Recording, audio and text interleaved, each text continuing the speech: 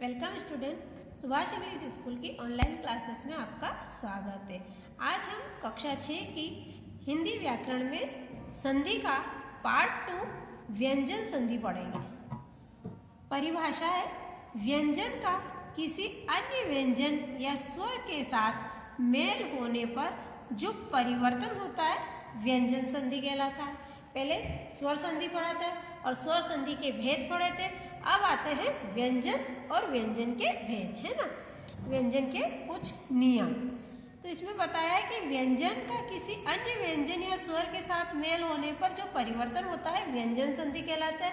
ये इसके नियम के अनुसार अपन आगे पढ़ेंगे। देखो, व्यंजन संधि के नियम, इनके भी कुछ नियम होते हैं। यदि क, च, ट, त, प वर्ग के प्रथम वर्ण का मेल किसी स्वर से या किसी भी वर्ण के तृतीय चतुर्थ वर्ण, कौन सा, ग, ग, ज, ज, ड़, ड, ध, ब, भ अथवा य, र, ल, व से हो जाता है तो वर्ण के स्थान पर क्रमशः ग, ज, ड, द, ब हो जाएगा।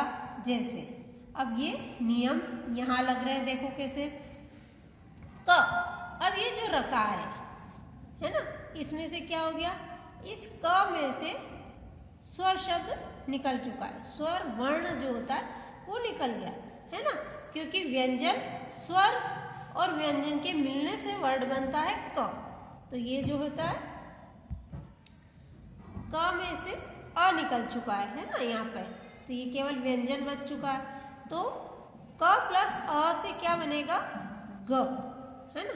तृतीय शब्द की कहा था, यहाँ तृतीय वर्ण की कहा था। तो क के बाद क्या आता है, ख और ग, ये तीसरा वर्ण आया। तो यहाँ क्या होगा, तिक प्लस अंबर, ये आधा क है और ये अ है, इसको आधा ही बोलेंगे क्योंकि इसमें से अ निकल चुका है, स्वर निकल चुका है, इसीलिए इसको दिक प्लस अंबर। तो यहाँ क्या हो गया, दिगंबर, है ना। ये ग जो शब्द लगा, ये नियम के अनुसार आया है कि यदि क हो तो उसका तीसरा वर्ण संधि करने पर हो जाएगा, है ना। तो दिगंबर। अगला है त प्लस ई, ये आता है दी, है ना। ये भी त के बाद थ और थ के बाद द, है ना, तो तीसरा वर्ण आया दी। तो जगत प्लस इश, जगदीश। ट प्लस आ, इससे ड़ा बना, है ना। षट, ये प्लस आनन, तो अब ये भी तीसरा वर्ण, तो षडानन। क प्लस ग, है ना। अब इसका क्या कहा कि तीसरा वर्ण, इसका तीसरा वर्ण बनना चाहिए। अब क्या हो गया, ग, ये तो दिक प्लस गज, तो दिग्गज, ये तीसरा वर्ण बन गया, ग आधा आया है ना ये। अब इसी तरह से क प्लस ज, तो इसका भी तीसरा वर्ण आएगा। तो ये ग जो है, ये यहाँ अगर स्वर होता तो वो वर्ण पूरा आता, पर यहाँ स्वर नहीं है, ये भी व्यंजन है, ये भी व्यंजन है, तो इसका जो तीसरा वर्ण आएगा वो भी आधा ही आएगा, इसलिए आधा ग आया। तो गज, वाक जाल, वाकजाल, है ना। च प्लस अ, अब ये है स्वर और ये व्यंजन, तो इसका तीसरा वर्ण आएगा ज, तो ये अच प्लस अंत, तो अजंत। त प्लस भ, है ना, तो इसका तीसरा वर्ण हो जाएगा तो दभ, तो भगवत भजन, तो क्या आ जाएगा यहाँ, भगवत भजन। त प्लस ग, ये त का भी तीसरा वर्ण आएगा तो द ग, तो उद्घाटन, तो उद्घाटन, है ना। क प्लस द, ये गत, तो ये क्या आएगा, वाक प्लस दान, वाकदान। त प्लस य, तो ये द, तो उत प्लस योग, उद्योग। प प्लस ज, तो अब प का तीसरा वर्ण क्या आएगा, प के बाद फ, फिर ब, है ना, और ये प में इसमें से स्वर निकल चुका है, इसीलिए जो तीसरा वर्ण भी आएगा वो भी इसी प्रकार का आएगा, मतलब आधा ही आएगा। तो ये आधा हो गया ब, है ना। तो बब्ज, तो अप प्लस ज, अब्ज, है ना। ये हुआ आपका पहला नियम। अगला आता है वर्ण के प्रथम वर्ण का पंचम वर्ण में परिवर्तन। कैसे? क, च, ट, त, प का मेल म अथवा न के साथ होने पर क ड में, च य में, ट ण में, त न में और प म में परिवर्तित हो जाते हैं, है ना। अब ये नियम देखिए कैसे हो गए। क प्लस म, है ना, क प्लस म। अब म आया तो इसका पांचवा अक्षर, पंचम, इसका अक्षर नहीं वर्ण, है ना। तो इसका पंचम वर्ण कौन सा होगा? तो क, ख, ग, ग, ङ, ये ङ, है ना। तो ये म के साथ मिला हुआ, तो क प्लस म, तो इसका पंचम वर्ण होगा अंग। तो वाक प्लस मय, तो वांग्मय। च प्लस न, तो अब इस च का पंचम वर्ण, तो च के बाद छ, ज, ज, ण्य, ये, है ना, ये पंचम वर्ण। तो क्या हो गया? च प्लस न से, च से पंचम अक्षर ण्य बना, तो अच प्लस नाश, ये, है ना, तो अंचनाश। ये इसी तरह से ट, अब ट का पंचम वर्ण होगा, तो ट, ठ, ड, ढ, ण, ये ण, है ना। तो क्या हो गया? षट प्लस मास, तो षडमास। ये त प्लस म, अब त का पंचम अक्षर, त के बाद त, थ, द, ध, न, तो ये क्या हो गया? पंचम अक्षर न। तो सत मार्ग, तो सन मार्ग। इसी प्रकार त प्लस न, इसका न है ना। तो क्या हो गया? उत प्लस नति, उन्नति। प, अब प का पंचम अक्षर, प के बाद फ, प, फ, ब, है ना। देखो ये प है, प के बाद फ, ब, भ और फिर म, है ना। तो अब यहाँ पर क्या हुआ? इसके जस्ट बाद भी ये हुआ, है ना, म ये, और ये प आधा है ना, इसमें से स्वर निकल चुका है, तो ये शब्द भी क्या आएगा? आधा ही आएगा, मतलब इसका पंचम वर्ण भी आधा ही आएगा। तो यहाँ मम, अपमय, तो अम्मय। ये इस प्रकार के नियम है। अगला है त, त के संबंध में नियम। त के साथ विभिन्न व्यंजन ध्वनियों का मेल होने पर उसमें परिवर्तन आ जाता है।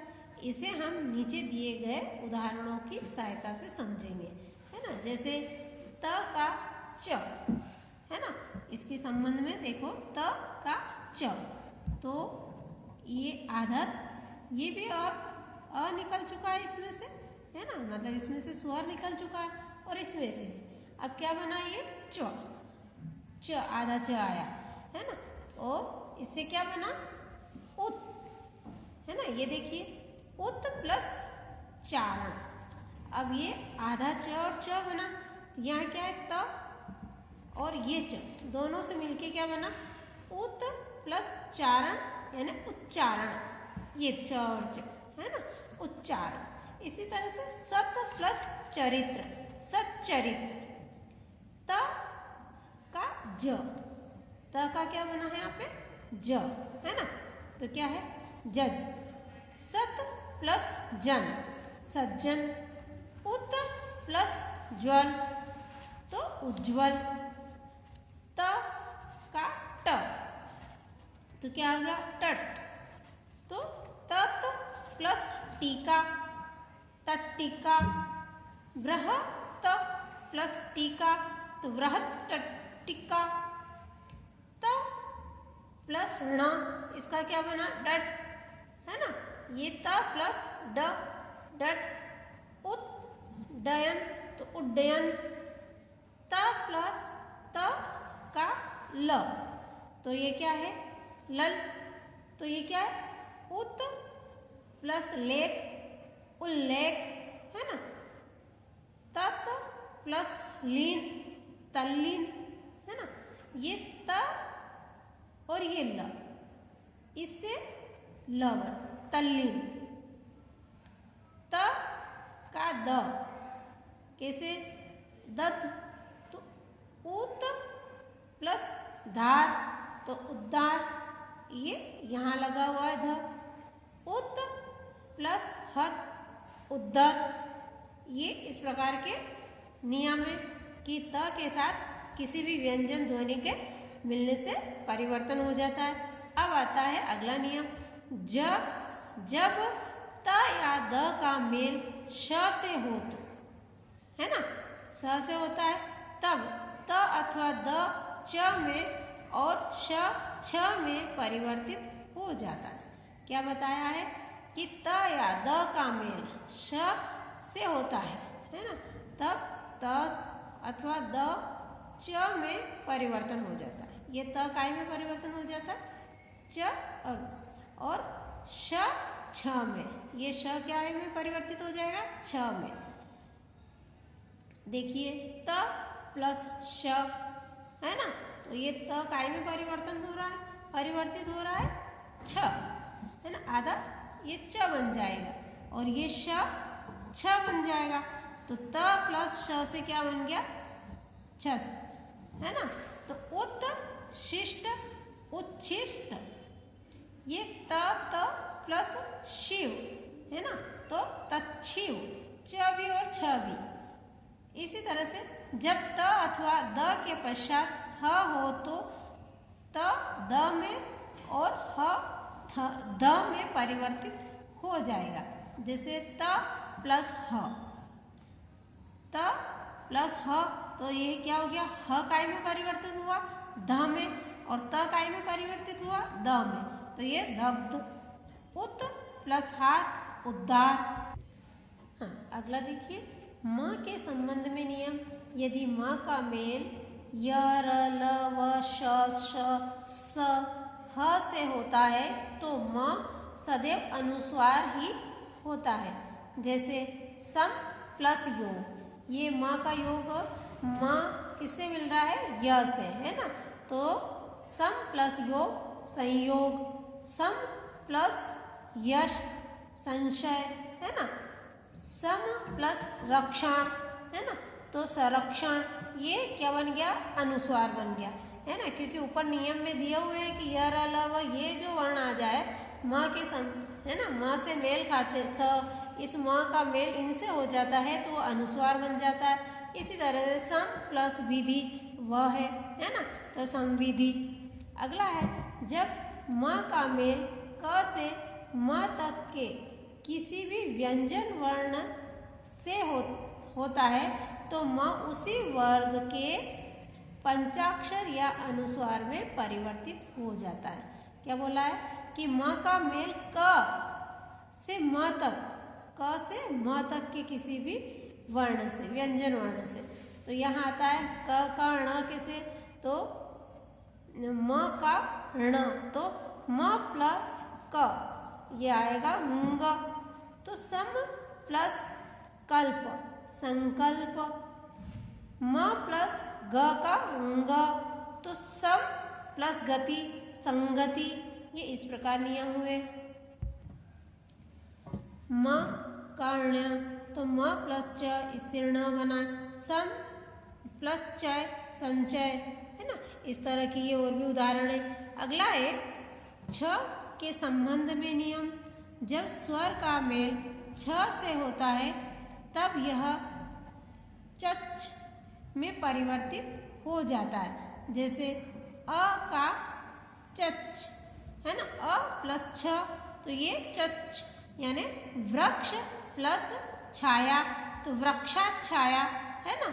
ये आधा च भी यहाँ पे आया है, इसके मेल से आ प्लस चच यानी आ प्लस छ से क्या बनेगा चच।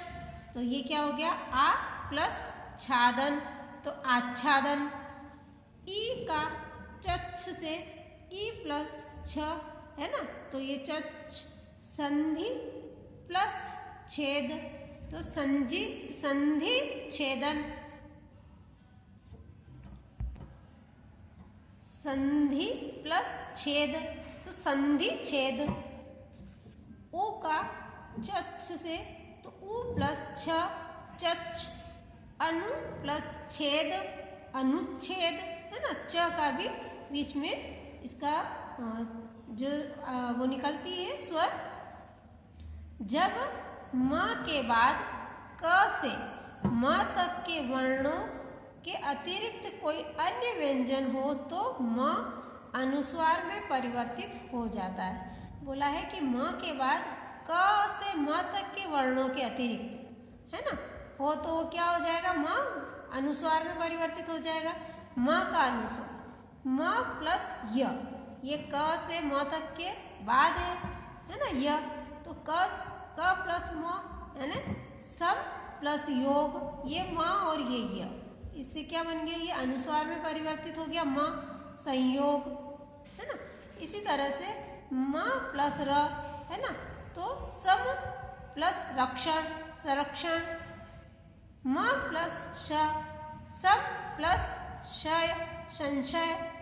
म प्लस ह सम प्लस हार संहार है ना, तो ये क्या हो गया म का अनुस्वार में परिवर्तित होना। अगला आता है स का श अ अथवा आ स्वर के अतिरिक्त स से पूर्व अन्य कोई स्वर हो तो स श में परिवर्तित हो जाएगा। ये स श में परिवर्तित किस प्रकार होगा, ये नियम है। ई का श में देखो ई प्लस श है, ई प्लस स काय में परिवर्तित हुआ ये श में, तो वी प्लस शाद, वी प्लस साद, ये सा, तो ये कैसे बन गया विषाद, क्योंकि ये ई की मात्रा है तो यहाँ स्वर और श मिलने से है ना, तो ये क्या हो गया विषाद। इसी तरह से अगला देखो उ का श में ओ प्लस ए से क्या बना श, तो सु प्लस सुप्ति, तो सुषुप्ति, ये श ये स इस स में परिवर्तित हो गया है। अगला है यदि री र और श के उपरांत न हो परंतु इसके बीच कोई स्वर या क प वर्ण का कोई वर्ण या अनुस्वार अथवा य व ह में से कोई वर्ण हो तो न ण में परिवर्तित हो जाता है। जैसे अब ये नियम यहाँ देखेंगे, जैसे राम प्लस अयन है ना, यहाँ क्या बोला है राम प्लस अयन, तो ये क्या हो गया रामायण, ण, ये ण में बन गया है। यहाँ पर जैसे ये य है इसके बाद के जो वर्ण है आता है वो क्या बन जाता है, जो वर्ण है वो ण में परिवर्तित हो जाता है न से है ना, तो ये ण में परिवर्तित हो गया, ये य के बाद न आने से ये ण में परिवर्तित हो गया। इसी तरह से परि प्लस नाम, तो ये क्या हो गया परिणाम, ये र के बाद न आने से ये णा बन गया। इसी तरह अगला है परिमाण, तो ये क्या हो गया परिमाण, ये म के बाद न आने से ण बन गया। अगला है ह स्वर के बाद आने वाले र से पूर्व यदि र हो तो ह स्वर दीर्घ स्वर में परिवर्तित हो जाता है तथा र का लोप हो जाता है। लोप होना यानी कि ये हट जाता है, गुम जाता है और ये चेंज हो जाता है। क्या ह स्वर, यानी ह स्वर में जो स्वर आते हैं ना अ ई छोटी छोटा ऊ है ना, ये ह स्वर आते हैं। और दीर्घ स्वर में क्या बोला आ बड़ी बड़ा ऊ, ये दीर्घ स्वर है। तो ह स्वर के से दीर्घ स्वर में परिवर्तित हो जाते हैं। तो कैसे देखो, नी र, इसमें से क्या हो गया, ये स्वर शब्द निकल गया प्लस रस। तो अब ये र से र आएगा तो ये एक और र होना चाहिए, यानी कि ऊपर चला जाना चाहिए, कुछ भी हो जाना चाहिए, पर ये क्या होगा, लोप होने के कहा है इसने कि र का लोप हो जाता है। तो नी प्लस रस तो क्या हो गया, नीरस, है ना। जो एक और ये र आना होता है ये लोप हो गया, तो क्या हो गया, नीरस। नीर प्लस रोग, तो अब क्या हो गया, निरोग, है ना। इस तरह से अगला है, अगर यौगिक शब्दों के पहले शब्द के अंत में न हो तो संधि के समय वह लुप्त हो जाते हैं, जैसे गणिन न, है ना, प्लस त्व। तो ये क्या आ जाएगा, ये जो है न ये लोप हो जाएगा, है ना। यौगिक शब्दों से पहले जो अगर आया है तो ये लोप हो जाएगा। तो क्या लिखा है, गणित्व, प्राणी न प्लस मात्र, तो अब ये प्राणी मात्र। इस तरह से आपके ये व्यंजन संधि और व्यंजन संधि के जो नियम है ये अपनों ने सेकेंड पार्ट में पढ़े। अब अगला आपका विसर्ग संधि जो रहेगी वो संधि के थर्ड पार्ट में हम पढ़ेंगे। धन्यवाद।